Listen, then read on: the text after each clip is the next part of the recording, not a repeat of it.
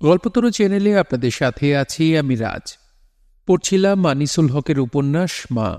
পড়ছি এর ৮ম পর্ব। আজাদ যুদ্ধে যাবার পরে তার মাকে একাধিকবার বলেছিল, এটা তার খালাতো ভাই বোনদের মনে আছে এখনো, যে আজাদ বলছে, মা, আমি কিন্তু রাজনীতি করি না, পলিটিক্স করতে আমি যুদ্ধে যাই নাই। আমি যুদ্ধে গেছি বাঙালির উপরে পাকিস্তানিদের অত্যাচার মানতে পারছি না বলে। রাজারবাগের পুলিশ ব্যারাকে ওরা যা করছে। ২৫ মার্চ রাতে রাজারবাগে কি ঘটেছিল সেটা আজাদ আর বাশার কিছুটা নিজের চোখে দেখেছিল, আর এপ্রিল মে মাসে কি ঘটছে সেখানে তার বিবরণ তারা পেয়েছিল এক পুলিশ সুবেদারের কাছ থেকে। এই পুলিশ সুবেদারের বাড়ি ছিল মাওয়ায়। আজাদরা তাকে ডাকত খলিল মামা বলে। মা তার কথা এর মধ্যে মাঝে মধ্যেই স্মরণ করতেন। খলিলটা যে আর আসে না, বেঁচে আছে নাকি মারা গেছে কে জানে। আজাদ, একটু খোঁজ নিস তো, খলিল বেঁচে আছে নাকি। এপ্রিলের মাঝামাঝি পুলিশের সুবেদার খলিল একদিন আসেন আজাদদের বাসায়। মা বলেন, আল্লাহ মালিক, তুমি বেঁচে আছো খলিল? জি বুবু, হায়াত আছে, আপনাদের দোয়ায় বাইসা আসি। আজাদদের সঙ্গেও তার দেখা হয়। মা তার জন্যে চাল চড়িয়ে দেন চুলায়। মা বলেন, তোমার কোনো খবর পাই নাই, বড় দুশ্চিন্তা হচ্ছিল, চারদিক থেকে কত দুঃসংবাদ আসছে। খলিল মামা বলেন, বুবু, কি দেখলাম এই জীবনে, দুজক দেখা হয়ে গেছে। মার্চ মাসের ২৯ তারিখে কোতোয়ালি থানায় পোস্টিং হইল। আমরা ৮ জন। থানায় গিয়া দেখি, কি কব বুবু, দেওয়ালে মেঝেতে চাপচাপ রক্ত। থানার দেওয়াল মনে করেন গুলির আঘাতে ঝাঁঝরা হয়ে আছে। বুড়িগঙ্গার পাড়ে গিয়া খাড়াইলাম, খালি লাশ আর লাশ, নদীর পানি দেখা যায় না। মনে করেন পুকুরে বিষ দিলে যেমন মাছে পানি ঢাইকা থাকে, বুড়িগঙ্গায় খালি মরা মানুষ ভাসতেছে। একটা পুলিশের লাশ দেখা আগায় গেছি, দেখি আমাদের পিআরএফ এর কনস্টেবল আবু তাহের। আমি চোখের পানি আটকাইতে পারি না। আরও বহু সিপাহীর ক্ষতবিক্ষত লাশ ভাসতেছে। আমি তাহেরের বডি ধরতে গেছি, বেহুশের মতো পেছন থেকে এক পাঞ্জাবি সোলজার চিল্লায় উঠল, শোর কা বাচ্চা, तुमको भी पकड़ता है, कुत्ता का बच्चा, तुमको भी साथ में गुली करेगा। আমি মনে মনে কই, আমি সাব ইন্সপেক্টর আর তুমি একজন সোলজার, আমার সাথে কুকুরের মতো ব্যবহার করতেছ, করো, আল্লাহ বিচার করবে। মা বলেন, মহুয়া দেখো তো চুলায় ভাতের কি অবস্থা, আঁচটা একটু কমিয়ে দিও মা। হ্যাঁ ভাই বলো। খলিল বলে চলেন, কোতোয়ালি থানা বরাবর সোজাসুজি গিয়া বুড়িগঙ্গার লঞ্চ ঘাটটা আছে না, সেই পারে খাড়াইলাম। দেখলাম বুড়িগঙ্গার পাশে লাশ, খালি লাশ, পয়সা গইলা যাইতেছে, বেসুমার মানুষের লাশ ভাসতেছে। দেখলাম কত মানুষ ময়রা ভাইসা আছে, বাচ্চা বুড়া ছেলে মেয়ে, যতদূর চোখ যায়।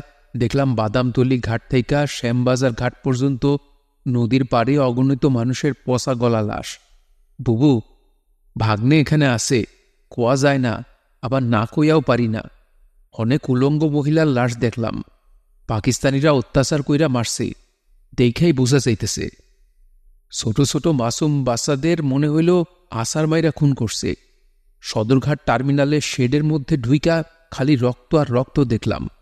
দেখলাম মানুষের তাজা রক্ত এই বুড়িগঙ্গার নদীর পারে। বহু মানুষরে ধৈরা আইনা টার্মিনালে জবাই করছে, ব্যাটন আর বেয়নের দিয়া খোসায়া মাইরা টাইনা হ্যাঁসরায়া পানিতে ফেলা দিছে। শেডের বাইরের খোলা জায়গাটায় গিয়া দেখি কাকা শকুনে ছায়া গেছে। সদরঘাট টার্মিনাল থাইকা পূব দিকে পাক মিলিটারির সদর আউটপোস্টটা আছে না, সেই দিকে তাকাইলে দেখবেন নদীর পাড়ের সমস্ত বাড়িঘর ছাই কইরা ফেলছে। দেখলাম রাস্তার পাশে ঢাকা মিউনিসিপ্যালিটির কয়েকটা ময়লা পরিষ্কার করার ট্রাক খাড়ায় আছে। সুইপাররা হাত পা ধইরা টাইনা হ্যাঁসরায় ট্রাকে লাশ উঠাইতেছে। কাপড়ের বাজারের চারদিকে রূপমহল সিনেমার হলের সামনে খালি লাশ। খ্রিস্টান মিশনারি অফিসের সম্মুখে সদরঘাট বাস স্টপেজের চারদিকে collegiate high school, Jagannath college, Pogose high school, Dhaka judge court, পুরাতন স্টেট ব্যাংক বিল্ডিং, তারপরে ধরেন সদরঘাট গির্জা, নোয়াবপুর রোডের চারদিকে ক্যাথলিক মিশনের বাইরে ভিতরে আদালতের সামনে বহু মানুষের ডেড বডি পড়ে আছে। আজাদ মাথা নিচু করে সব শুনছে। মার চোখ দিয়ে দর দর করে পানি পড়ছে। মা ভাত বাড়েন, আজাদ আর খলিল একসঙ্গে ভাত খেতে বসে। খলিল এমনভাবে গোগ্রাসে খেতে থাকেন যে কতদিন তিনি খান না। আজাদ ভাতের থালায় ভাত নাড়েচাড়ে, কিন্তু ভাত তুলে মুখে দিতে পারে না। তার নাকে এসে লাগে লাশের গন্ধ। আজাদের এই খলিল মামা পরে আবার আসেন তাদের বাসায়। বাসার ছিল সেদিন। আজাদ তাকে তাদের ঘরে নিয়ে আসে, বলে, খলিল মামা, কি অবস্থা বলেন তো? তিনি বলেন, বাসার সাহেব তো আবার সাংবাদিক। সাংবাদিক মানে হইল সাংঘাতিক। আমি তার সামনে কিছু বলবো না। বাসার বলে, মামা, আমি এসব লিখব না, শুধু শুনে রাখি। দেশ যদি কোনোদিন স্বাধীন হয় তখন লিখব। খলিল মামা বলেন, বাবারে, রাজারবাগ পুলিশ লাইনে আসি, যা দেখতেছি তা আল্লাহ কেমনে সহ্য করতেছে বুঝতেছি না। পাঞ্জাবের সৈন্যরা মিলিটারি ট্রাকে কইরা, জিপে কইরা ডেইলি স্কুল, কলেজ, ইউনিভার্সিটির ছাত্রীদের ধইরা আনে। ঢাকার নানান জায়গা থেকে বাচ্চা মেয়ে, ইয়াং মেয়ে, সুন্দরী মহিলাদের ধইরা আনে। হাতে বই খাতা দেখাই বোঝা যায় স্টুডেন্ট। মিলিটারি জিপের ট্রাকে যখন মেয়েদের পুলিশ লাইনে আনা হয়, তখন পুলিশ লাইনে হইচই পইরা যায়। পাকিস্তানি পুলিশ জিপ চাটতে চাটতে ট্রাকের সামনে আইসা মেয়েদের টাইনা হ্যাসরায়া নামায়া, কাপড় চোপড় ছিঁড়া খুইল্লা উলঙ্গ কইরা আমাদের চোখের সামনেই মাটিতে ফেইলা কুত্তার মতো অত্যাচার করে। সারাদিন নির্বিচারে রেপ করার পর বৈকালে পুলিশ হেডকোয়ার্টার বিল্ডিংয়ের উপর চুলের সাথে লম্বা লোহার রড বাইন্দা রাখে। আবার রাতের বেলায় শুরু হয় অত্যাচার। গভীর রাতে আমাদের কোয়ার্টারে মেয়েদের কান্না শুইনা সবাই ঘুম থেকে জায়গা জায়গা উঠি। খলিল সাহেব কাঁদতে থাকেন। আজাদ আর বাসার নীরব। তারা বুঝতে পারে না খলিল বাবাকে তারা কিভাবে সান্ত্বনা দেবে। তাদের কি বা সান্ত্বনা দেয় কে? আজাদ ভেতরে ভেতরে ফুঁসতে থাকে। এই অত্যাচার মুখ বুজে যে সহ্য করে, সে কি মানুষ? আজাদকে যুদ্ধে এনেছিল কাজী কামাল উদ্দিন। তার বন্ধুরা, ক্রিকেট খেলার সঙ্গীরা যে অনেকেই আগরতলা গিয়ে ট্রেনিং নিয়ে এসেছে আজাদ জানত না। শরৎকাল, রোদের তেজ কমে এসেছে, আকাশ নীল হতে শুরু করেছে। আজাদের বকবাজারের বাসার দুবাসা পরের বাসাটার সামনে শিউলি গাছে ফুল ফুটে থাকে। এক একটা সকালে তার ঘ্রাণ এসে নাকে লাগে আজাদের। আজাদের কেমন ঘোর ঘোর লাগে। শিউলির গন্ধের সঙ্গে রাজারবাগে দেখা লাশের গন্ধ যেন মিলেমিশে যায়। এক দুপুরে কাজী কামালের সঙ্গে দেখা আজাদের ওয়ান্ডার্স ক্লাবের সামনে একটা সিগারেটের দোকানে। এটা আজাদের প্রিয় একটা সিগারেটের দোকান। 3 টাকার সিগারেট কেনার জন্য আজাদ এখানে আসে 3 টাকা বেবি ট্যাক্সি ভাড়া দিয়ে হলেও। কাজী কামালকে দেখেই আজাদ উল্লসিত। আরে কাজী, তুমি কই হারিয়ে গেলে, দেখা পাই না? কাজী কামাল সন্ত্রস্ত। পাগল কি বলে? এইভাবে প্রকাশ্য রাজপথে এই ধরনের কথা বলার মানে ধরা পড়ে যাওয়া। কাজী কামাল কথা ঘোরানোর জন্য বলে, এরামে চলো, তোমারে সব কইতেছি। এরাম রেস্তোরাঁ এবং বার দিনের বেলাতেও খোলা থাকে। আজাদ আর কাজী কামাল সেখানে যায়। বারটা এখন ফাঁকা। একটা কোনায় তারা দুজন বসে পড়ে। কাজী কামাল বলে, আজাদ, তোমার একটু হেল্প দরকার। আমি তো ট্রেনিং নিয়ে আসছি, গেরিলা ট্রেনিং। আজাদ বলে, এটা তুমি কি করলা? আমাকে ফেলে একা একা চলে গেলা? তুমি ওঠো, যাও, তোমাকে আমি কিছুই খাওয়াবো না। কাজী কামাল বলে, আরে পাগলামো করো না, তুমি এখানে থেকে যুদ্ধ করতে পারো, হেল্প আসো। আজাদ বলে, কি ধরনের হেল্প? এবার আমরা অনেক অস্ত্রশস্ত্র আনছি, রাখার জায়গা নাই। আবার আমাদেরও থাকার জায়গা লাগে, হাইড আউট। তোমার বাসায় আমাদের জায়গা দিতে পারো? অফকোর্স। বুঝা বলো, এখনই বলার দরকার নাই। তোমার মার পারমিশন নাও। বাসায় বাইরের ছেলেরা থাকবে, অস্ত্রপাতি থাকবে। মাকে না জানায়া এইসব করা উচিত হবে না। মা কিছু বলবে না, রাজি হয়ে আছে। তবুও তুমি মারে জিগাও, রান্নাবান্না কইরা খাওয়াইতে তো হবেই। মা তো খাওয়ানোর লোক পেলে খুশি হয়। আরে তুমি জিগাও তো, আমি তোমার বাসায় কালকে আসতেছি, সকাল 10টায় বাসায় থাইকো। দুজন খদ্দের এসে তাদের পাশের টেবিলে বসে। তারা আর আলাপ করতে পারে না। গেলা শেষ করে উঠে পড়ে। আজাদ বিল মিটিয়ে দেয়। আজাদ বাসায় যায়, মাকে বলে, মা শোনো, তোমার সাথে কথা আছে। মা রান্নাঘরে ছিলেন। তার কপালে ঘাম, তিনি আঁচল দিয়ে ঘাম মোছেন। হাতের হলুদ তার মুখে লেগে যায়।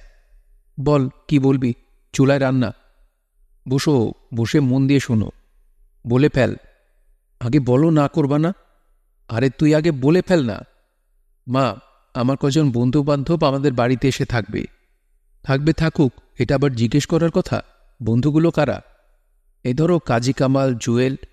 কেন, ওদের বাড়িতে কি অসুবিধা হয়েছে কোনো? আজাদ কণ্ঠস্বর নামিয়ে বলে, ওরা তো যুদ্ধ করছে, শুনছ না ঢাকায় গেরিলা অপারেশন হচ্ছে? ওরাই করছে, তাই নিজের বাসায় থাকা নিরাপদ না, সাথে কিছু অস্ত্রশস্ত্র থাকে তো। আজাদ শেষের কথাটা বলে রাখে ইচ্ছা করেই, অস্ত্র রাখার অনুমতিটাও এই সুযোগে নিয়ে রাখা দরকার। মা স্থির হয়ে যান খানিকক্ষণের জন্যে, তার কপালের বিন্দুগুলো শিশিরের মতো জমতে থাকে। এবার তিনি কি বলবেন? একটা মাত্র ছেলে তাঁর, এই ছেলেকে মানুষ করার জন্যেই যেন তিনি বেঁচে আছেন। ছেলে তার এমএ পাশ করেছে, এখন তার জীবন তার নিজের জীবন। সত্য বটে, ছেলে তার এখন আয় রোজগার করবে। এখন মায়ের কষ্ট করে জমি আবাদ করার দিন শেষ, বীজ বোনা, নিড়ানি দেওয়া সব সমাপ্ত। এখন তার ফসল ঘরে তোলার দিন। এখন সংসারে তার লাগার কথা নবান্নের আনন্দের ঢেউ। নতুন ভাতের গন্ধের মতোই আনন্দের হিল্লোলে তার ঘরের মৌ মৌ করার কথা। ইতিমধ্যেই তিনি ছেলের জন্য একটা বউ দেখে রেখেছেন। আলাপ আলোচনা কেবল শুরু হয়েছে।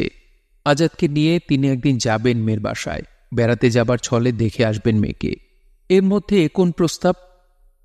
কিন্তু তিনি নাই বা করেন কোন মুখে? জুয়েলের বাও তো ছেড়েছে জুয়েলকে, কাজী কামালের মা কাজী কামালকে। আর তাছাড়া 25শে মার্চের পরে ঢাকা শহরের ওপরে পাকিস্তানি মিলিটারি কি অত্যাচার নিপীড়ন চালিয়ে যাচ্ছে, সে খবর কি তিনি পাচ্ছেন না? বিনা দোষে মারা পড়ছে হাজার হাজার মানুষ। রোজ মেয়েদের ধরে নিয়ে যাচ্ছে ক্যান্টনমেন্টে। রাজারবাগ পুলিশ লাইনে অত্যাচার করছে মেয়েদের ওপর। তার জুরাইনের পীর সাহেব বলেন, মেয়েদের ওপর অত্যাচার যখন শুরু হয়েছে, পাকিস্তান আর্মি তখন পারবে না। আল্লাহ তাআলা এই অত্যাচার সহ্য করবেন না। না, এই অত্যাচার চলতে দেওয়া যায় না, এটা অধর্ম। তার অবশ্যই উচিত মুক্তিযোদ্ধাদের সাহায্য করা। তিনি কপালের ঘাম মুছে বলেন, নিয়ে আসিস তোর বন্ধুদের।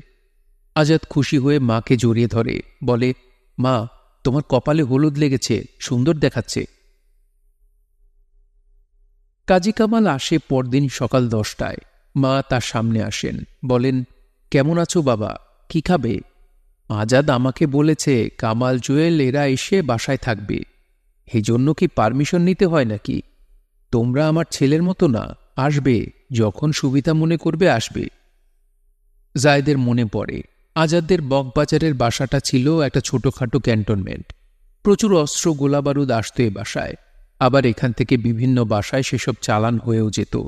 সে নিজেও বস্তায় ভরে অস্ত্র নিয়ে গেছে আশেপাশের বাসায়, দিলু রোডের হাবিবুল আলমের বাসায় যেমন। তার এই বীরত্ব নিয়ে কৌতুক করত মর্নিং নিউজের সাংবাদিক আবুল বাশার। বলতো, কিরে ভয় পেয়েছিস নাকি, আয় তো এদিকে আয়। জায়েদের প্যান্ট একটানে খুলে বলতো, দেখি প্যান্টের মধ্যে হেগে ফেলেছিস নাকি। জায়েদ খুবই বিরক্ত হতো। সে কত কষ্ট করে পিঠে বয়ে রেল লাইট ধরে এগিয়ে গিয়ে দিলু রোডের পেছন দিয়ে ঢুকে অস্ত্র রেখে এলো। আর তার সঙ্গে কিনা এই ইয়ার কি, বাসারের লুঙ্গিটা ধরে একটা টান দেবে নাকি সে? দাদার বন্ধু, সে কিছু বলতেও সাহস পায় না। জুয়েলার কাজে কামাল মাঝে মধ্যেই এ বাসায় আসে, রাতে থাকে। কোনো অপারেশন না থাকলে তাস খেলে, টিভি দেখে, আর আজাদের সঙ্গে গল্প করে। জুয়েল বলে, দোস্ত, যখন তুই আর্মস হাতে নিবি, ফায়ার করবি, তখন কিন্তু ইরেকশন হয়, ঠিকই না কাজী ভাই? কাজী কামাল স্বীকার করে, হয়। জুয়েল বলে, আজাদ, তুমি তো দোস্ত বুঝবা না, তুমি তো আর্মস নাড়ো নাই। আজাদ হাসে, হি কয়, আমাদের আর্মসের দোকান ছিল না, আমার টার্গেট তোদের চাইতে ভালো। আরে আমি যতগুলান পাখি শিকার করছি আর কেউ করতে পারছে? জুয়েল হাসে, পাখি শিকার করা আর পাক আর্মি মারা আলাদা ব্যাপার, পাঞ্জাবি হইলেও তো মানুষ। আজাদ বলে, দেখো, পাখি মারতে মায়া লাগে, পাঞ্জাবি মারতে আবার মায়া কিরে, ওরা কেমনে মারতেছে? আজ মনে হয় তাদের গল্প পেয়েছে। জুয়েল আর কাজী কামাল আজাদকে শোনাচ্ছে তাদের অপারেশনের কথা। জুয়েল শোনায় তাদের ফার্মগেট অপারেশনের গল্প। ধানমন্ডি 28-এর hide outing meeting. Alam, Badi, Swapan, Chulu ভাই ছাড়াও মিটিংয়ে ছিলেন শাহাদাত চৌধুরী। ঠিক হলো ফার্মগেটের আর্মি চেকপোস্ট অ্যাটাক হবে। সবচেয়ে বেশি উৎসাহ বদির। 1 সপ্তাহ ধরে রেকি করা হলো, তারপর আবার মিটিং। সে মিটিংয়ে ঠিক হলো ফার্মগেটের সঙ্গে সঙ্গে দারুল কাবাবেও আক্রমণ চালানো হবে, ওটাও একই ময়মনসিংহ রোডে। 2টো গ্রুপ গঠন করা হলো। ফার্মগেট অপারেশনে থাকবে বদি, আলম, জুয়েল, পুলু আর সামান ভাই। আহমেদ জিয়ার নেতৃত্বে চুলু ভাই গাজী থাকবে দুরুল কাবাব ঘর অপারেশনে। ফার্মগেট অপারেশন শেষ হলে গ্রেনেড চার্জ করা হবে। এটাই হবে দুরুল কাবাবে হামলা করার সংকেত। রাত 7:30 ফার্মগেটে মিলিটারি ক্যাম্পে হামলা করার সময় ঠিক হলো। ওই দিন বিকালে সবাই মিলিত হলো সামাদ ভাইয়ের মগবাজারের বাসায়। আলমের হাতে মেজর নুরুল ইসলাম শিশুর দেওয়া SMG, অন্য সবার হাতে থাকে স্ট্যান্ডগান। অপারেশন করতে 2-3 মিনিট লাগার কথা। এর মধ্যে আলম একটা ঝামেলা করে ফেলে। তার সাবমেশিনগান পরিষ্কার করতে গিয়ে পরিষ্কার করার নিজস্ব উদ্ভাবিত পুল নলের ভেতরে আটকে যায়। সময় পেরিয়ে যাচ্ছে, 6:30 বাজে। সবাই উৎকণ্ঠিত। SMG চালু না হলে আজকের অপারেশনই হবে না। শেষে কেরোসিন ঢেলে ভেতরে আটকে যাওয়া দড়ির গিটে আগুন লাগিয়ে ওটাকে জঞ্জালমুক্ত করা যায়। নিলয় সাইনের মালিক সামাদ ভাই গাড়ি চালাবেন। বদি আর আলম থাকবে সামনের সিটে। জানলার ধারে থাকবে আলম, পেছনের সিটে স্বপন, জুয়েল আর পুলু। এর আগে আলম, বদি, সামাদ ভাই ফার্মগেট এলাকায় অনেকবার রেকি করেছে। এমনকি সন্ধ্যা 7:30টায় ওখানে পাকিস্তান সৈন্যরা কে কি করে তাও তারা জানে। এখনও কিছু সময় বাকি আছে। জুয়েল স্বভাবমধ্য চুটকি করতে শুরু করে। সামাদ ভাই মেটালিক সবুজ টয়োটা সেডান গাড়িটা শেষবারের মতো চেক করে নেন। 7:15। সবাই তাদের পোশাক আশাক পরিপাটি করে নেয়, কেশবিন্যাস করে। এর কারণ এলোমেলো পোশাকে গাড়িতে গেলে তাদেরকে সন্দেহ করা হতে পারে। ঠিক 7:30টায় তারা গাড়িতে উঠে বসে। আলমের হাতে SMG, অন্যদের হাতে স্ট্যান্ড, এছাড়া জুয়েল আর পুলুর হাতে ফসফরাস গ্রেনেড, আরেকটা Indian pineapple grenade. Opening command দেবে বদি, ফেরার কমান্ড দেবে স্বপন। গাড়ি চলতে শুরু করেছে। মগবাজার থেকে ধীরে ধীরে এসে পড়ছে ময়মনসিংহ রোডে। রাস্তায় পাকিস্তানি আর্মির গাড়ি চলাচল করছে। শত্রুর গাড়ির কাছে আসতেই মুক্তিযোদ্ধাদের হাত আপনা আপনি অস্ত্রের গায়ে চলে যাচ্ছে। তারা ধীরে ধীরে দারুল কাবাব পেরিয়ে ফার্মগেট মোড়ে যায়। ডান দিকেই তাদের লক্ষ্যবস্তু, আর্মি চেকপোস্ট। 2টো তাঁবু, 2জন সৈন্য নিজেদের মধ্যে গল্প করছে। আরেকজন সৈন্য একটা বেবি ট্যাক্সি থামিয়ে যাত্রীকে তল্লাশি করছে। বাকি সৈন্যরা হয়তো তাঁবুতে রাতের খাবার খাচ্ছে বা বিশ্রাম নিচ্ছে। তাদের গাড়ি ডানে ঘুরে তেজগাঁ সড়কে পড়ে। কিছু দূর গিয়ে সামাদ ভাই গাড়ি ঘুরিয়ে ফেলেন। তারপর গাড়ির হেডলাইট নিভিয়ে স্টার্ট বন্ধ করে গাড়ির নিজস্ব গতি জড়তায় গাড়িটাকে এনে দাঁড় করান হলিক্রস কলেজের গেটের কাছে। পানের দোকানে বিকিকিনি চলছে যথারীতি। সামাদ ভাই বলেন, আল্লাহ ভরসা। 5 জন নেমে পড়ে। 1 মিনিটের মধ্যে সবাই যার যার পজিশন নিয়ে ফেলে। 2জন সৈন্য এখনও গল্প করছে। তৃতীয় সৈন্যটিও তাদের কাছে এসে গল্প জুড়ে দেয়। গেরিলাদের বুক কাঁপছে। বদি নির্দেশ দেয়, ফায়ার। আলম গুলি চালায় 3 সেন্ট্রিকে লক্ষ্য করে, আর বাকি 4 জন একযোগে ব্রাশ ফায়ার করতে থাকে 2 তাঁবু লক্ষ্য করে। 3 জন প্রহরারত সৈন্যকে ধরাশায়ী করে আলমও তাক করে তাঁবু দুটো। রচিত হয় গুলির মালা। স্বপন নির্দেশ দেয়, রিট্রিট। জুয়েল আর পুলু বোমা চার্জ করে। সবাই দৌড়ে এসে উঠে পড়ে গাড়িতে। সামাদ ভাই গাড়িতে টান দেন। ময়মনসিংহ সড়ক ধরে গাড়ি এগিয়ে চলে। তখন সবার খেয়াল হয় গ্রেনেড বিস্ফোরিত হয় নাই। দারুল কাবাব ঘরের অপারেশন, তাই হতে পারে না। জুয়েল তাদের এই অপারেশনের বিবরণ পেশ করে রসিয়ে রসিয়ে। আজাদ বলে, কজন মিলিটারি মারা গেল বুঝলি কেমনি? 12 জন সোলজার মারা গেছে। আমরা পরদিন গেলাম আশরাফুলদের বাড়ি। ওইখানে আমাকে বন্ধু হিউবার্ট রোজারিও সব কইল। ওর বোন হলিক্রসের টিচার, উনিই সব দেখছে। সারা রাত আরবিরা লাশ লইতে আসতেও সাহস পায় নাই। ভোরবেলা আসছে। হিউবার্টের বোন 12 বার বুকে কপালে ক্রস করছে, মানে 12টা লাশ লয়ে গেছে। চিন্তা কর। এরা নাকি দুনিয়ার সবচাইতে সাহসী সোলজার। সারা রাত সৈন্যরা পইরা থাকলো, কেউ তো উন্ডেরও থাকতে পারে। আয়সা দেখ, হসপিটালে লয়ে যা। ঢাকা শহরের মধ্যে এই সাহসটা পাইল না। আর এই নিউজ শুইনা নাকি ক্যান্টনমেন্টের সব সোলজার গো পিসাব পাইছে। একলগে এতজন বাথরুমে যাব কেমনে? সব কাপড় নষ্ট কইরা ফেলাইছে। মুতের গন্ধে ক্যান্টনমেন্টে যাওয়া যাইতেছে না। শুনে আজাদ উত্তেজিত, জুয়েল, যুদ্ধ যখন শেষ হবে তোদেরকে অনেক অ্যাওয়ার্ড দেবে রে। শোন, আমিও যাব নেক্সট অপারেশনে। আমাকে তোরা অবশ্যই নিবি। যেতে চাইলে যাবি, কিন্তু খালাম্মার পারমিশন লাগবে। খালাম্মার পারমিশন ছাড়া তোরে নেওয়া যাব না। জুয়েল বলে, মা ঠিক পারমিশন দিবে। ঘরে অস্ত্রশস্ত্র রাখতেছি, তাতে যখন আপত্তি করে নাই তখন। সেই রাতেই ভাত খেতে খেতে আজাদ পাকে বলে, মা, এরা এরপর যে অপারেশনে যাবে আমি সেটাতে যেতে চাই। এত বড় জুয়ান ছেলে ঘরে বসে থাকে আর দেশের মানুষ মার খায়, এটা হতে পারে না। মা কথার জবাব দেন না। এই দেখো, মার অ্যাপ্রুভাল আছে। মা আপত্তি করল না। আজাদ কায়দা করে। মা বলেন, আমি কালকে তোকে ফাইনাল কথাটা বলবো, আজকের রাতটা সবুর কর। ঠিক আছে, কিন্তু দেখো মা, না করো না। মা সারা রাত বিছানায় ছটফট করেন। কি বলবেন তিনি ছেলেকে? যুদ্ধে যাও, পরে যদি ছেলের কিছু হয়। এই ছেলে তার বহু সাধনার ধন। তার প্রথম সন্তানটা একটা মেয়ে, কানপুরেই জন্ম হয়েছিল মেয়েটার। চৌধুরী সাহেব মেয়ের নাম রেখেছিল বিন্দু। সেই মেয়ে 1 বছর বয়সে মারা যায়। প্রথম সন্তানের বিয়োগের কষ্ট যে কি কষ্ট, বহুরাজ সাফিয়াকে দিয়েছেন। মেয়েটা তার কথা শিখেছিল, মা মা দাদা দাদা বলতে পারত, সুন্দর করে হাসত। চৌধুরী সাহেব বলতেন, ফেরেশতারা হাসাচ্ছে। বিন্দু তার সমস্ত অস্তিত্ব জুড়েছিল। সেই মেয়ে বসন্ত হয়ে মারা গেল। সাফিয়া বেগমের মনে হল সমস্ত জগৎই শূন্য, জীবনের কোনো মানে নাই, বেঁচে থাকা আর মরে যাওয়া সমান কথা। বিন্দু মারা যাবার কিছুদিনের মধ্যেই তার পেটে সন্তান এসে গেল। নতুন করে তিনি মাতৃত্বের স্বপ্ন বুনতে লাগলেন। জন্ম নিল আজাদ। তখন আজাদির স্বপ্নে পুরো ভারতীয় উত্তাল। তাই ছেলের নাম চৌধুরী রাখলেন আজাদ। আজাদকে তিনি যত্ন করেছেন অনেকটা দেখলার মতো করে। সারাক্ষণ কপালে টিপ পরিয়ে রেখেছেন যেন কারো নজর না লাগে। মাজারে গিয়ে মানত করেছেন তার সুস্থতার জন্য। আজাদের কোনো অসুখ বিসুখ হলে তিনি পাগলের মতো করতেন। তারা পাকিস্তানে চলে আসার পরে তার শাশুড়ি এসবকে বাড়াবাড়ি বলে সমালোচনা করতেন। কিন্তু তার কী বা করার ছিল? ছেলের অমঙ্গল আশঙ্কায় সর্বদা তার মন কুপিত হয়ে থাকত। আজাদের পরেও তার কোলে একটা বাচ্চা এসেছিল, সেও তো বাঁচে নাই। আজাদ তার সর্বস্ব, তাকে বুকের মধ্যে আগলে না রেখে তিনি পারেন? সেই ছেলে আজ কেমন ডাগরটি হয়েছে। মাশাল্লাহ, স্বাস্থ্য সুন্দর। ছেলের জন্যে তিনি মেয়ে দেখে রেখেছেন। ছেলের বিয়ে দিতে পারলে তার দায়িত্ব পালন সম্পূর্ণ হয়। পুত্র পালনের দায়িত্ব তিনি স্বেচ্ছায় একা কাঁধে তুলে নিয়েছেন। এই দায়িত্ব কঠিন। আজকে একটা কঠিন সিদ্ধান্ত তাকে নিতে হবে।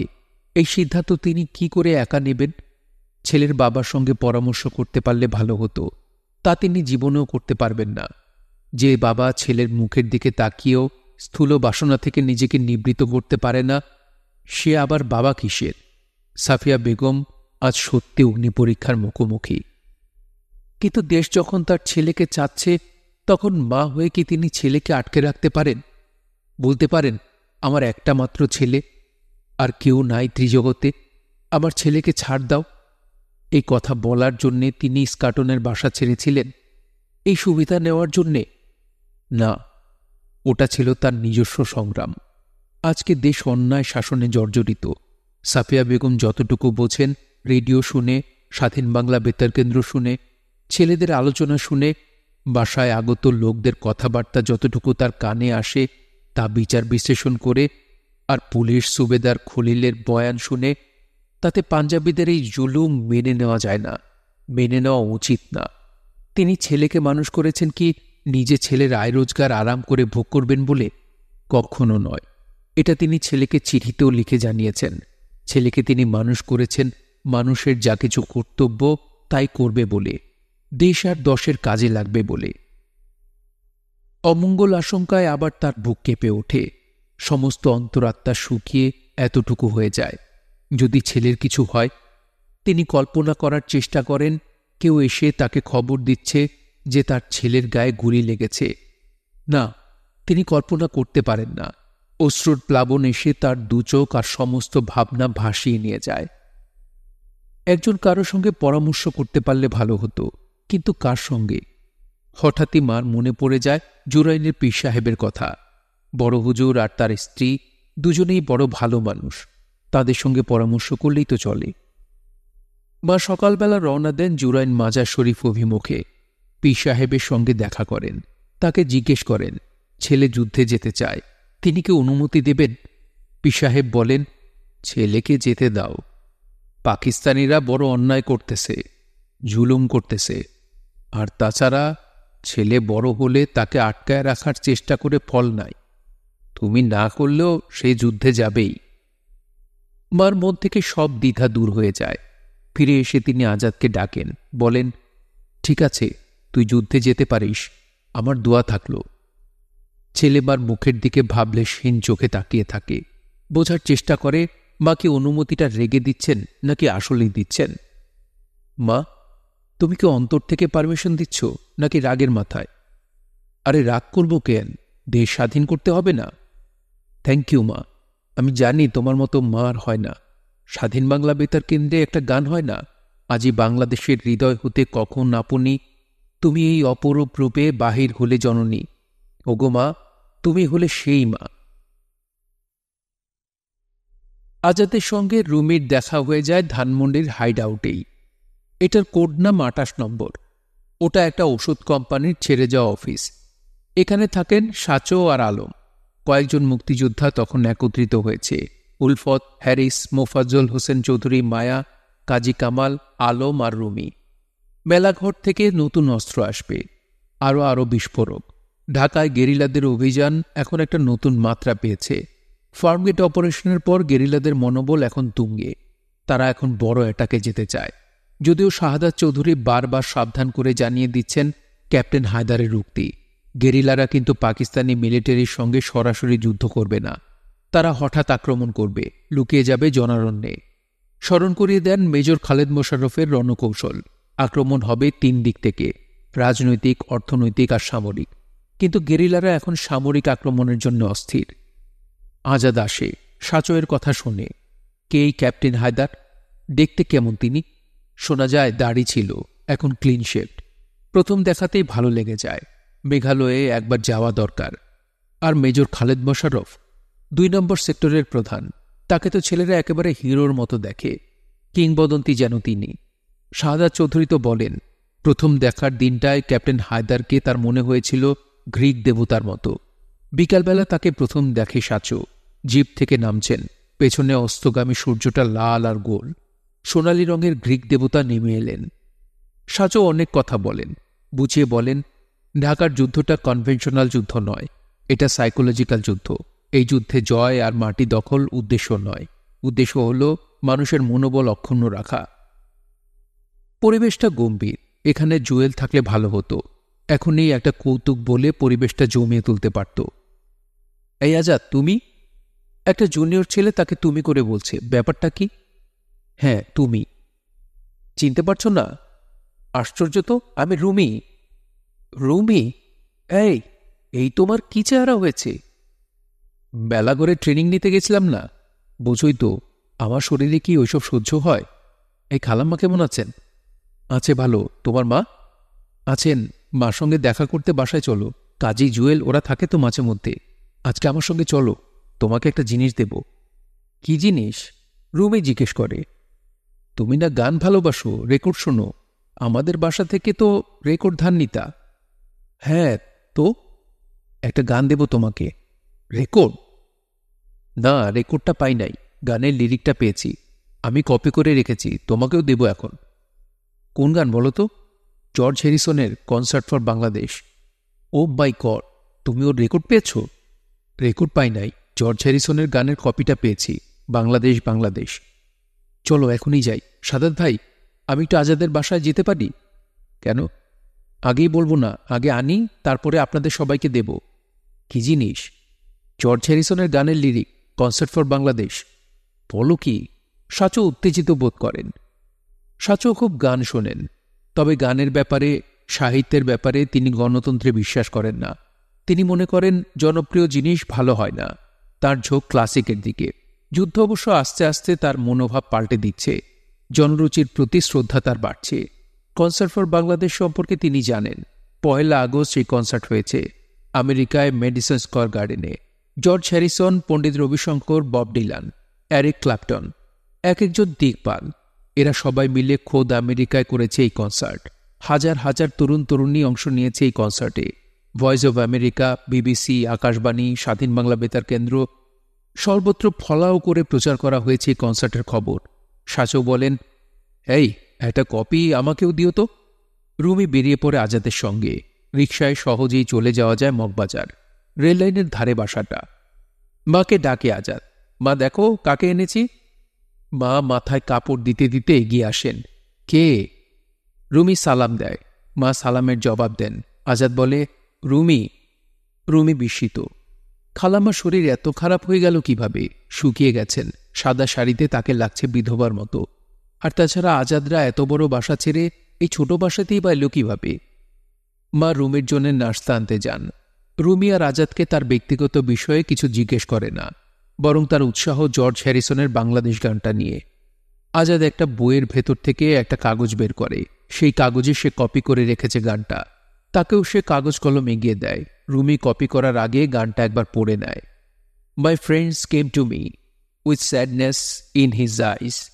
রুমি ভাবে আজাদ কপি করতে একটু ভুল করেছে। ফ্রেন্ডস না হয়ে ফ্রেন্ড হলে তো গ্রামারটা ঠিক থাকে। He told me that he wanted help before his country dies. Although I couldn't feel the pain, I knew I had to try. Now I am asking all of you to help us save some lives. Bangladesh, Bangladesh. Rumi পড়ে, তার দু চোখে পানি এসে যায়। বলে, কত দূরে বসে একজন গায়ক বাংলাদেশের মানুষের জন্য ভাবছে, লিখছে, গান করছে, ফান্ড কালেক্ট করছে। মানুষ যখন মানুষের জন্য করে তখন কেমন লাগে না? সে কাগজ কলম নিয়ে বসে পড়ে অনুলিপি করতে। আজাদও কপি করতে থাকে অন্য সহযোদ্ধাদের জন্য। মা বলেন, আজাদ, চা হয়েছে? আজাদ বলে, আসছি। সেও কপি করতে থাকে। সাচৌকে দিতে হবে। জুয়েল, কাজী কামাল, ওরাও তো চাইবে এর কপি। জাহানারা ইমাম ছেলেকে সঙ্গে নিয়ে বেরিয়েছেন বিকালবেলা। রুমি বলেছে, আম্মা চলো, তোমাকে এক বাসায় নিয়ে যাই, তোমার মন একদম ভালো হয়ে যাবে। কোথায়? আগে থেকে বলবো না, সারপ্রাইজ। মগবাজার চৌমাথা থেকে তেজগাঁও ইন্ডাস্ট্রিয়াল এরিয়ার দিকে একটু এগিয়ে রেললাইন পার হয়ে গাড়ি খানিক সামনে গিয়ে ডানে একটা গলিতে ঢোকে। আরও একটুখানি গিয়ে আবার ডানে ঢুকে থামে একটা একতলা বাড়ির সামনে। ৩৯ বড় মগবাজার। দুপা সিঁড়ি উঠেই ছোট্ট একটা বারান্দা, রেলিং ঘেরা। এ কার বাসা যে রুমি আনলো তাকে, জাহানারা ইমাম ভাবেন। তিনি দেখতে পান বারান্দার চেয়ারে বসে আছে এক স্বাস্থ্যবান যুবক। উঠে দাঁড়িয়ে আদাব দেয় তাকে।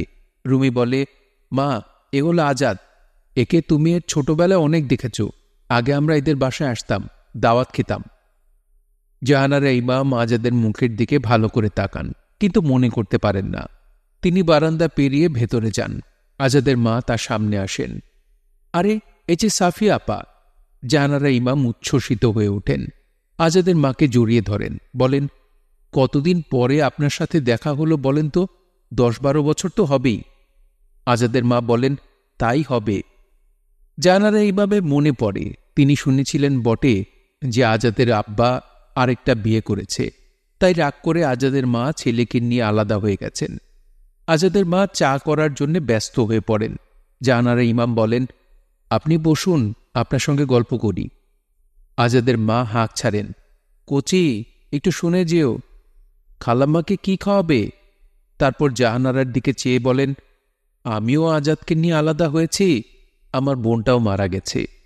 ওর ছেলে মেয়েদের নিজের কাছে রেখেছি। মাঝখানে কয়েক বছর অনেক কষ্ট করেছি আপা।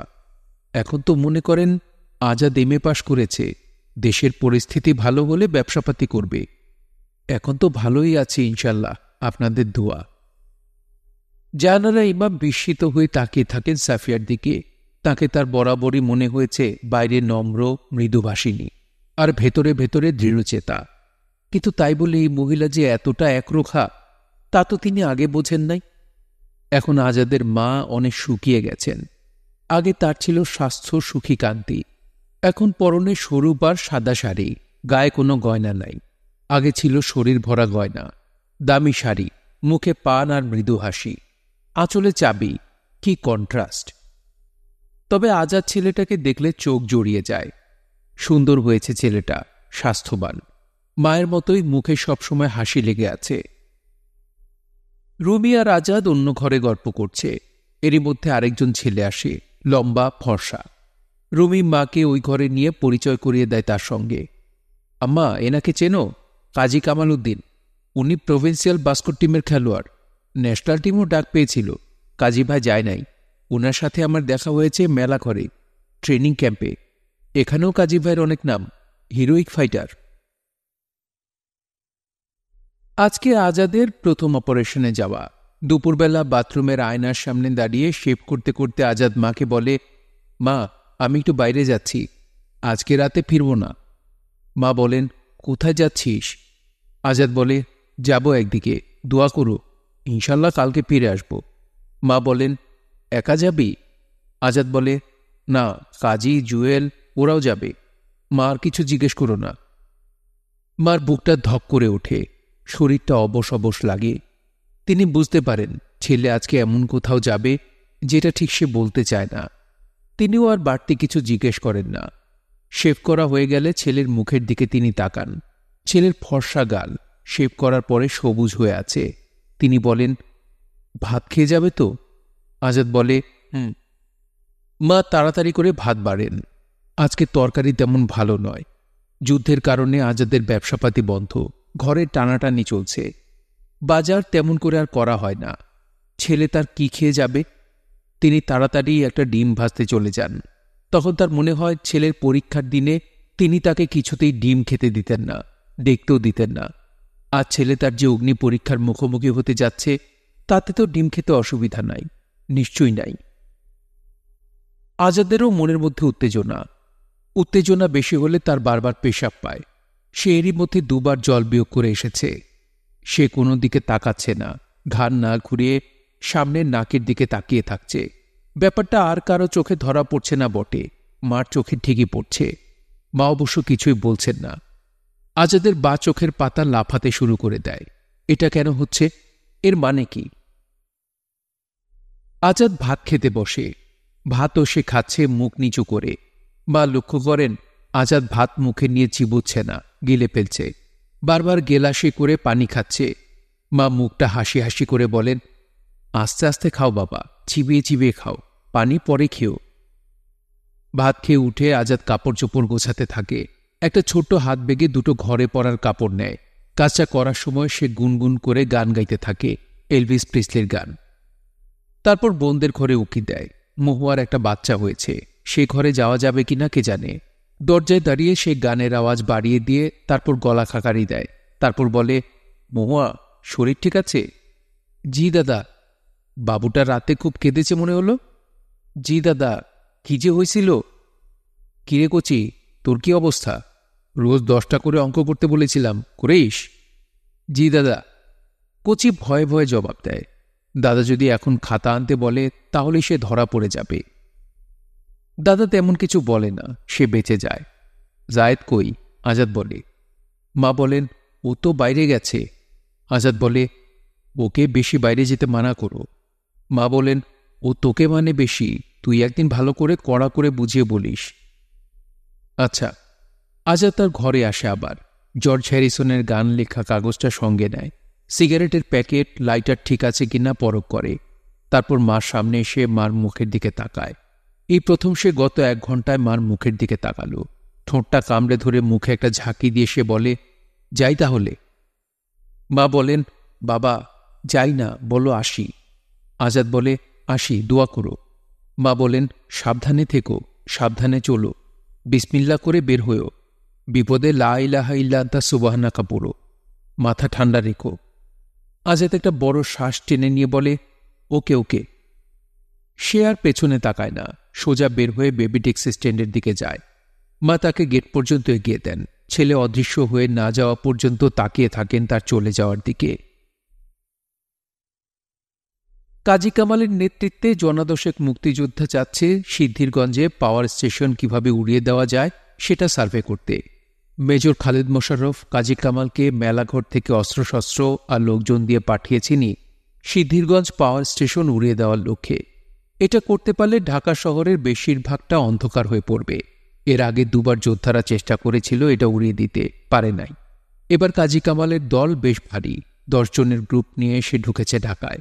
একটা 3.5 ইঞ্চি রকেট লঞ্চারও আনা হয়েছে, 8টা রকেট শেল, ভীষণ ভারী। রকেট লঞ্চার চালানোর জন্য আর্টিলারির গানার দেওয়া হয়েছে। তার নাম লেন্স নায়ক নুরুল ইসলাম। আর আছে কানা ইব্রাহিম, একচোখ কানা তার। কোনোভাবে যদি পাওয়ার স্টেশনের ভেতরে ঢোকা না যায়, বাজার থেকে শেল মারলে কি হয়? এই হলো মেলাঘরের পরামর্শ। অস্ত্রের মধ্যে আরও আছে 2টো SLR, সঙ্গে এনার্গা লঞ্চার। প্রত্যেকের জন্য একটা করে স্ট্যান্ড গান, 4টা ম্যাগাজিন, 2টো গ্রেনেড আর অসংখ্য বুলেট। আশ্বিন মাস, আকাশে মেঘ, তাই একটা গুমোট ভাব।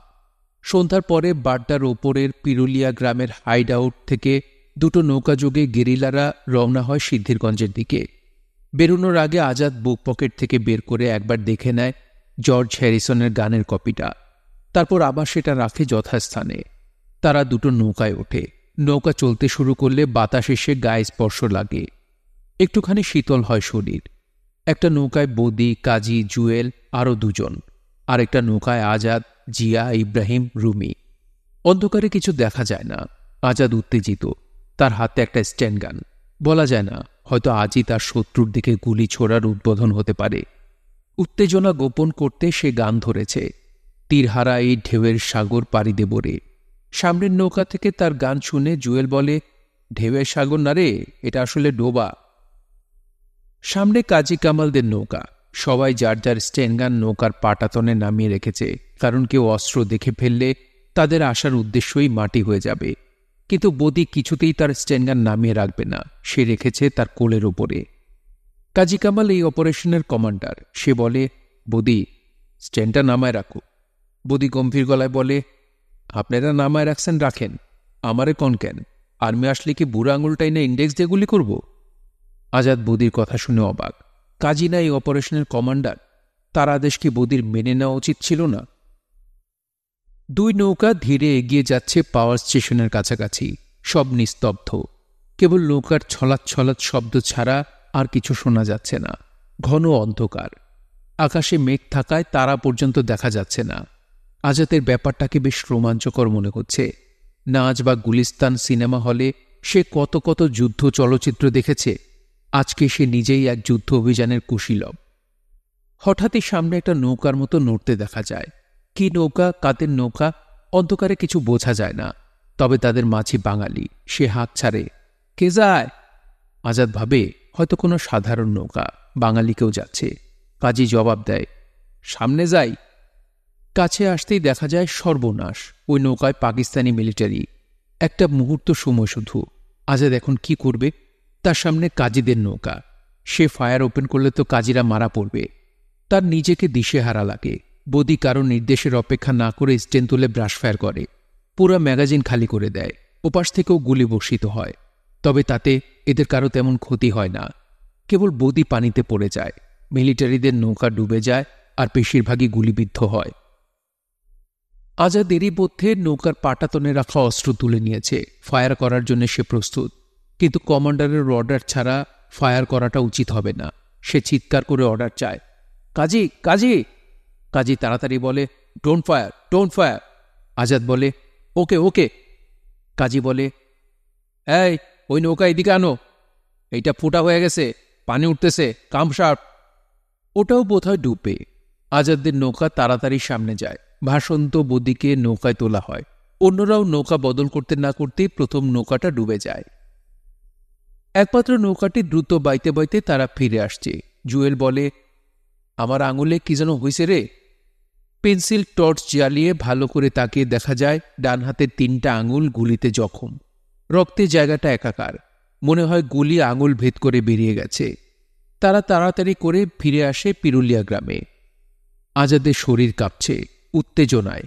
জুয়েলের হাতে রক্ত দেখে সে বুঝতে পারে তারা মৃত্যুর দুয়ার থেকে ফিরছে। রাত্রিবেলা পিরুলিয়া গ্রামের হাইড আউটে থাকে তারা। এটাও আজাদের জন্য এক নতুন অভিজ্ঞতা। কাঁচা ঘর, প্রাকৃতিক শৌচাগার। জুয়েলের দিকে তাকিয়ে আজাদের মায়া লাগতে শুরু করে।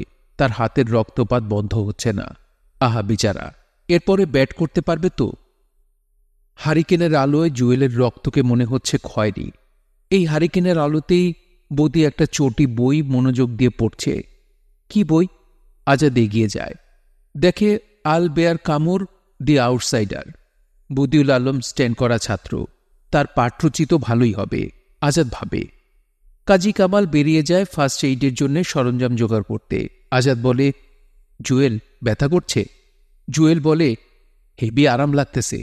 দেশের জন্য রক্ত দেওয়াও হইল, আবার জানটাও রাখা হইল। কইয়া বেড়াইতে পারুম। দেশের জন্য যুদ্ধ কইরা তার আঙুল শহীদ হইছিল। হা হা হা। আজাদ জুয়েলের কথায় হাসতে পারে না, বোঝাই যাচ্ছে তার খুব ব্যথা লাগছে। সে ব্যথা ভোলার জন্য রসিকতা করার চেষ্টা করছে। কাজী কামাল তুলা আর ডেটল জোগাড় করে আনে। জুয়েলের হাতে ফার্স্ট এইড দেওয়া হয়। পরদিন সন্ধ্যাবেলা কাজী আর বৌদি জুয়েলকে নিয়ে আসে ডাক্তার রশিদ উদ্দিনের চেম্বারে। কাজীর বন্ধু কুটু, তার বাবা ডাক্তার, তিনি আবার ডাক্তার রশিদের বন্ধু। সেই সূত্রে তাদের আগমন রশিদ উদ্দিনের চেম্বারে। কুটু বলে, আঙ্কেল, ওর হাতটা একটু দেখতেন যদি। কি হয়েছে? ডাক্তারকে কি মিথ্যা বলা যায়? কাজী বলে, গুলি লাগছে। রশিদউদ্দিন বলেন, একেবারে থেতলে গেছে, হাড় ভেঙেছে কিনা কে জানে, গুলি লাগলো কি করে? এই কেমন করে যেন লাগলো আর কি, জুয়েল বলে। ডক্টর রশিদ বলেন, আমার এখানে তো ওটি নাই, তোমরা এক কাজ করো, রাজারবাগে ডাক্তার মতিনের ক্লিনিকে নিয়ে যাও, আমি আসছি। রাজারবাগ? কাজী কামাল ঢোক গেলে, অত বিপজ্জনক জায়গা? ডাক্তার রশিদউদ্দিন বুঝে ফেলেন, বলেন, ঠিক আছে, আমি আমার গাড়িতে করে নিয়ে যাচ্ছি। ডাক্তার রশিদউদ্দিন তার রেডক্রস চিহ্ন আঁকা গাড়িতে করে জুয়েলকে নিয়ে যান রাজারবাগে ডাক্তার মতিনের ক্লিনিকে। ওখানে অপারেশন থিয়েটারে জুয়েলের হাতে তিনি ব্যান্ডেজ করে দেন। সেখান থেকে জুয়েলকে নিয়ে যাওয়া হয় দিলুর রোডে হাবিবুল আলমের বাসায়। হাবিবুল আলমের 3 বোন জুয়েলের যত্নের ভার নেয়। বড় বোন আসমা তাকে ড্রেসিং করে দেয় নিয়মিত। তবে ঢাকায় মুক্তিযোদ্ধাদের চিকিৎসক ছিলেন ডক্টর আজিজুর রহমান। জুয়েলের হাতে আঙুলের অবস্থা খারাপ দেখে তাকে ডক্টর আজিজের এলিফ্যান্ট রোডের পলিক্লিনিকে নিয়ে যাওয়া হয়। ডক্টর আজিজ আর তার স্ত্রী ডক্টর সুলতানা জুয়েলের হাতের ব্যান্ডেজ খোলেন। আঙুলের অবস্থা দেখে আঁতকে ওঠেন। আজিজ বলেন, 3টা আঙুল একসঙ্গে ব্যান্ডেজ করেছে কেন? আর ব্যান্ডেজ এত বড়ই বা কেন? তিনি 3টা আঙুল আলাদা আলাদা করে ব্যান্ডেজ করে দেন। জুয়েল বলে, স্যার, দেশ স্বাধীন হলে আমি হব ন্যাশনাল ক্রিকেট টিমের ক্যাপ্টেন, আঙুল 3টা রাইখেন। মিটিং বসেছে 28 নম্বরের হাইড আউটে। সাচো, বদি, আলম, কাজী উপস্থিত সেখানে। সিদ্ধিরগঞ্জ পাওয়ার স্টেশন কি ওড়ানো যাবে না? মেজর খালেদ মোশাররফ, ক্যাপ্টেন হায়দার, এরা খুবই চান যে ওটা উড়ে যাক, কিন্তু কিভাবে? আলম বলে, ওখানে আর্মিরা যেভাবে বাংকার করে পজিশন নিয়ে সবসময় অ্যালার্ট থাকে, এটা করে ওদেরকে সরানো যাবে না। তার চেয়ে গেরিলা ওয়ারফেয়ার করব গেরিলা কায়দায়। আমরা ওখানকার স্টাফদের সঙ্গে যোগাযোগ করি। 2 জন কর্মচারীর সঙ্গে তো আমাদের যোগাযোগ আছেই। ওদেরকে ট্রেনিং দিয়ে ওদের হাতে এক্সপ্লোসিভ পাঠিয়ে দিয়ে ওদের দ্বারাই ওগুলো ব্লাস্ট করানো হবে। আলম এক্সপ্লোসিভের ব্যাপারটা খুব ভালো বোঝে। সে বলে যায়, এখন 80-90 পাউন্ড পিকে লাগবে, প্লাস্টিক এক্সপ্লোসিভ। এতটা পিকে ভেতরে নিয়ে যাওয়া যাবে কি করে? অনেক আলোচনার পরে ঠিক হয় পাওয়ার স্টেশনের ইঞ্জিনিয়ারের জিপের দরজার ভেতরের দিকের হার্ডবোর্ড কভার খুলে পিকে নিয়ে যাওয়া হবে। একবারে 8-10 পাউন্ড পর্যন্ত নিয়ে যাওয়া যাবে। যাক, সিদ্ধিরগঞ্জ বিষয়ে তবু একটা ফয়সালা হলো। কিন্তু বিশেষ ট্রেনিং নিয়ে এসে গেরিলারা কি শুধু বসে থাকবে? তা হবে না, চলো একটা কিছু করি। বদির উত্তেজনা সবচেয়ে বেশি। কাজী কামাল বলে, খালি পেঁচাল না পাইরা কিছু একটা অ্যাকশন করি, হাতে পায়ে জং ধরে যাইতেছে তো। ঠিক হয় তারা আবার বেরিয়ে পড়বে একসঙ্গে একই সময় 2টো গ্রুপে, একটা আলমের নেতৃত্বে আরেকটা জিয়ার নেতৃত্বে। আলমের গ্রুপে থাকবে আলম, বদি, কাজী কামাল, রুমি আর স্বপন। দ্বিতীয় গ্রুপে হ্যারিস, মুখতার, জিয়া, আনু, চুলু আর আজাদ। বদি আর আলম মিলে ধানমন্ডি থেকে হাইজ্যাক করে একটা মাজদা গাড়ি। গাড়িটার কাগজপত্রে দেখা যায় গাড়ির মালিক মাহবুব আনাম। আর হ্যারিস আর মুখতার হাইজ্যাক করে ফিয়াট 600 গাড়ি। আজাদরা অপেক্ষা করছে ধানমন্ডির হাইড আউটে। বদি আর আলম গেছে এক গ্রুপের জন্য গাড়ি হাইজ্যাক করতে। হ্যারিস আর মুখতার গেছে তাদের গ্রুপের জন্য গাড়ি হাইজ্যাক করতে। বদি আর আলম চলে আসে আগে। তারা হাইজ্যাক করেছে একটা সাদা মাতা। তাতে উঠে কাজী কামাল, রুমি, স্বপন বিদায় নেয়। আজাদ, আনু, চুলু ভাই অপেক্ষা করছে হ্যারিস আর মুখতারের জন্য। হ্যারিস আর মুখতার আসে ফিয়াট 600 গাড়ি নিয়ে। তাতে উঠে পড়ে আজাদরা। সন্ধ্যা ঘনিয়ে এসেছে। রাস্তার লাইটগুলো জ্বলছে। হ্যারিসদের কাজ হলো রাজারবাগ পুলিশ লাইনের কাছে থাকা। আর আলমরা ধানমন্ডি এলাকায় চীনা কূটনীতিকের বাসার সামনে প্রহরারত সৈন্যদের ওপরে হামলা করে ওদিকেই আরেকটা বাসায় শেখ মুজিব পরিবারকে নজরবন্দি রাখা প্রহরারত পুলিশ আর সৈন্যদের ওপরে চড়াও হবে। তারপর এসে জিয়াদের সঙ্গে যোগ দেবে। তখন 2টো গ্রুপ একসঙ্গে আরও কিছু অভিযান পরিচালনা করবে। বেরোনোর আগে সাচো যখন জানতে চেয়েছেন এই অপারেশনের নাম আননোন ডেস্টিনেশন। আজাদের গাড়ি চালাচ্ছে হ্যারিস। সে গাড়ি নিয়ে রাজারবাগ পুলিশ লাইনের সামনে একটা চক্কর দেয়। হ্যারিস বলে, কি করব, ইঞ্জিন গরম হয়ে যাচ্ছে, রেডিয়েটরে মনে হয় পানি নাই, মিটারে হট দেখাচ্ছে। জিয়া বলে, কোথাও থেকে পানি নিলে হবে? হ্যারিস বলে, হবে। মুখতার বলে, শাহজাহানপুরে চলেন, আমার চেনা পানির দোকান আছে, ওখান থেকে পানি নেওয়া যাইব।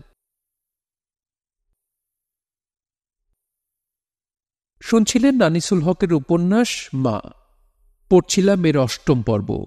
উপন্যাসটি শুনতে আপনাদের কাছে কেমন লাগছে তা অবশ্যই কমেন্ট করে আমাদেরকে জানাতে পারেন। ভালো লাগলে কি লাইক করবেন, চাইলে শেয়ার করে অন্যকে শোনার সুযোগ করে দিতে পারেন। সবাই ভালো থাকবেন, সুস্থ থাকবেন এবং গল্পতরুর সঙ্গেই থাকবেন। ধন্যবাদ।